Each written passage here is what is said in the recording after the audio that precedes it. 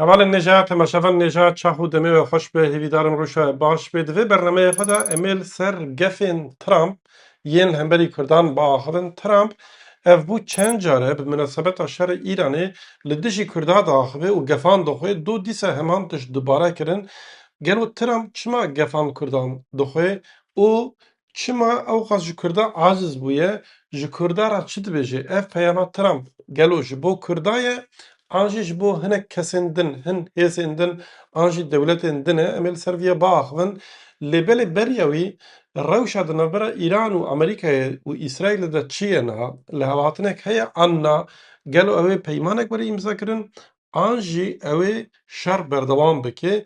Em hinekî pêşî li ser vê mijarê biaxivin. We thought the Kurds were going to give us weapons, but the Kurds disappointed us. The Kurds take.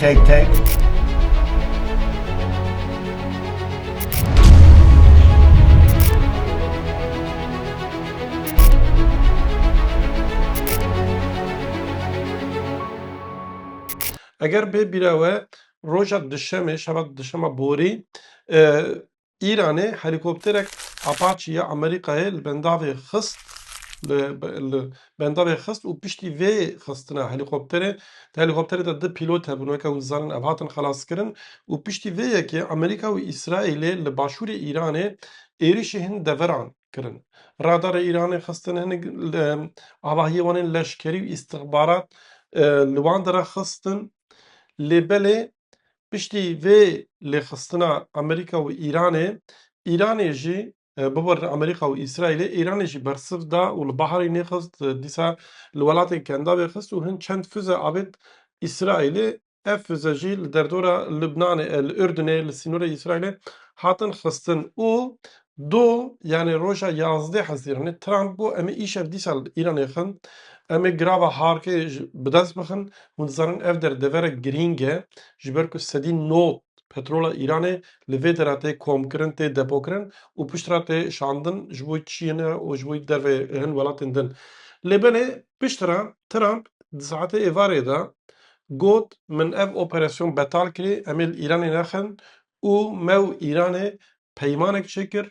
Em li hev hatin, ev li hev hatin ew ê dawiya heftê were îmzakirin.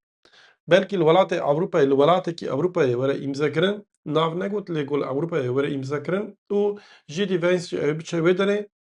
Wiha got Trump û got me bi Serokwezîrê Îsraîlê re Binyamin Netanyahu re jî axiviye telefon ve me vekir ez pêra axivîm got. Her wiha bi Qatarê re, bi Îmarat re axivîme, bi Siûdî re axivîme, Erebistana Siûdî re, bi Kuveytê re, Bahreynê re axivîme û got ez ê bi Tirkiye re jî biaxivim dîsa pezinê Tayyip Erdogan da. Wiha got ê vana jî bibin beşek ji vê peymanê.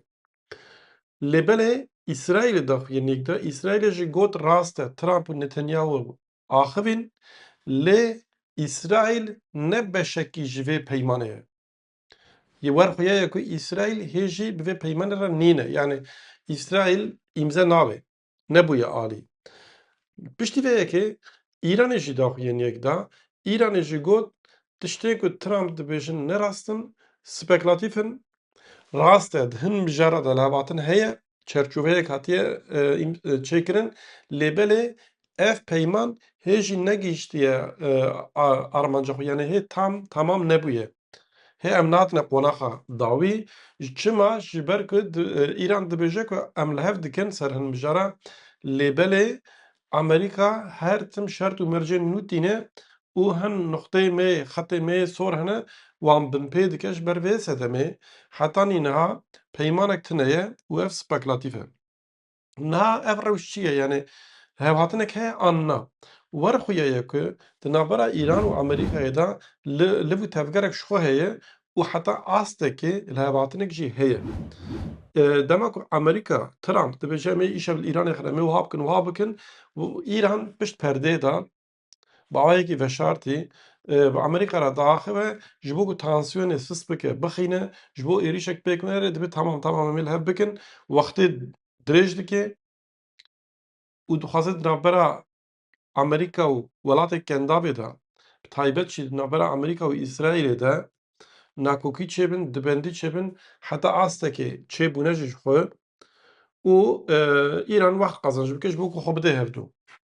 Lê li aliyê din bêguman îran li ser hin mijara jî dixwaze ku Amerîkayê re li hev bike. Niha di vir de xetê sor ku tê gotin çi ne yê Îranê çekên nuklerî ne. İran dibêje em çekên nuklerî çê nakin bi armanca leşkerî filan bêvan.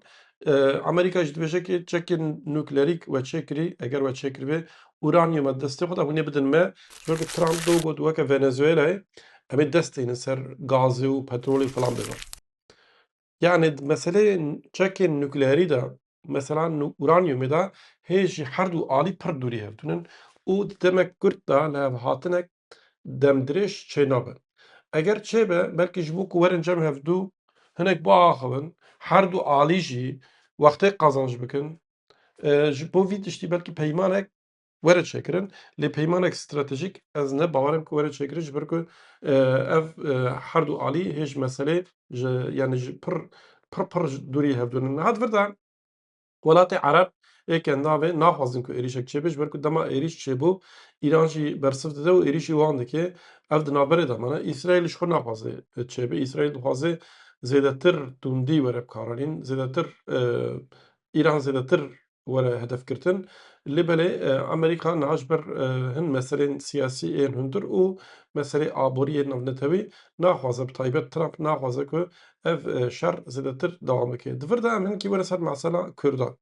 Trump dû dîsa dema li ofîsa xwe bersiv da pirsê rojnamevanan dîsa mesela anî ser Kurda û got me çek da wan, çekê me birin û ez ji xwe dij bûm ku em çek bidin wan bi destpêkê gotibû wiha nabe lê belê me çek da wan ez teblî vê biryarê nebûm min got na ew ê van çekan nedin û we dît ku weke min derket em ji vana fedî dikin Kurdan rêyê me ew kirin yani rêyê me reş kirin ez ê vîya ji bîr nekim got ey Kurd ez ê vîya ji bîr nekim ez ê ji bîr nekim hin çekê Kurda hinin lê ew çekê nikarim bibin xwe yê çekê me lê ditirsin Kurd tirsonek yani heqaretê li Kurda kir.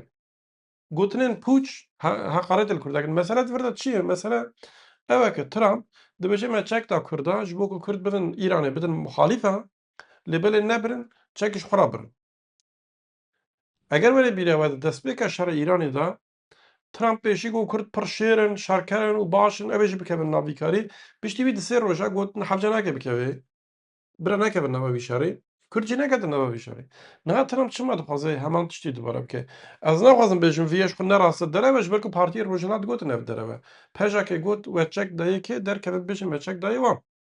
Yani heta niha Amerîkayê çek nedayê hêzeka Kurdî li Rojhilat li Îranê. Tişkî wisa tune kes vî tiştî qebûl nake û Trump jî nabêje me çek dayê kê. Me çek dayê kîjan partiyê, kîjan grûpê, kîjan rêxistinê, kîjan kesî. Te dayê kê yani te kîngê li ku çawa dayê kê. Fermo derkeve bêje tişkî wisa nabêje. Were xwe yeke ku ji Kurda pir aciz bûyî. Çima ji Kurda aciz bûyî ji ber ku Kurd nebûn aliyekî vî şerê û şer weke ku Trump Amerîka dixwazin nemeşiya ji ber vê sedemê Trump ji Kurda aciz bûye.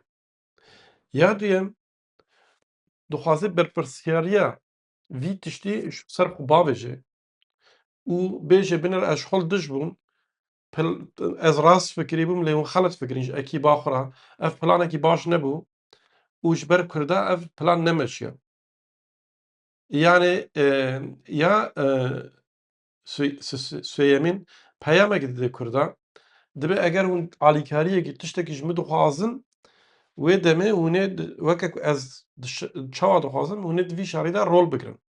Yani ne wek mitefîqek hevkarek siyasî yani dixwazin ku Kurd jî bibin proksiyê wan yani. Hinkî wek wekîlê wan li Îranê şer bikin. Kurda vîya qebûl nekir. A çaremîn peyam dide Tirkiye dibe binêre ez Tayyip Erdogan taybet ez baweriya min bi Kurda tune ez jî ji wan hez nakim û ez destekê jî nadim wan. Ev li xweşa Erdogan diçe li gorî hinek îddiayan Erdogan û Trump bi telefonê axivîne û piştî vê axaftinê Trump van tişta dibêje. Her wiha di vir de a pêncemîn jî peyama herî giring jî ji Îranê re ye. Yani ji rejîma Îranê ji dewleta Îranê re dibêje binir hê jî em dikarin Kurdan têxin nava Lewî Tevgerê em dikarin bi rêya Kurda ji muxalîfa re ji gelê Îranê re çeka bişînin ew jî rabin ser xwe. Yani ji Îranê re vî tiştî dibêje ji bo ku hinekî nava Îranê jî tevlî hev bibe û destê Amerîka û Îsraîlê xortir bibe.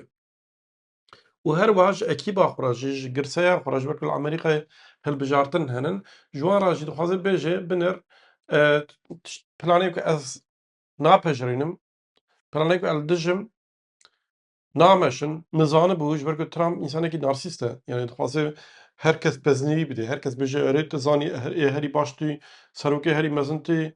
Dema ku karek dimeşe, Trump her tim.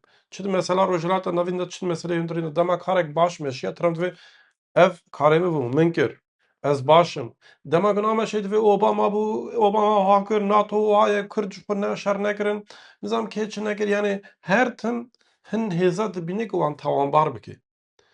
Mesela İranê de ji wisa ye. Ji ber ku plan weke ku dixwaze nemeşiya, dixwaze hinek kesan tawanbar bike, ev jî Kurd in û bi vê münasebetê peyamê bide Îranê, peyamê bide Tirkiye, peyamê bide rêvebirên siyasî yên Kurdan ji bo pêşerojê.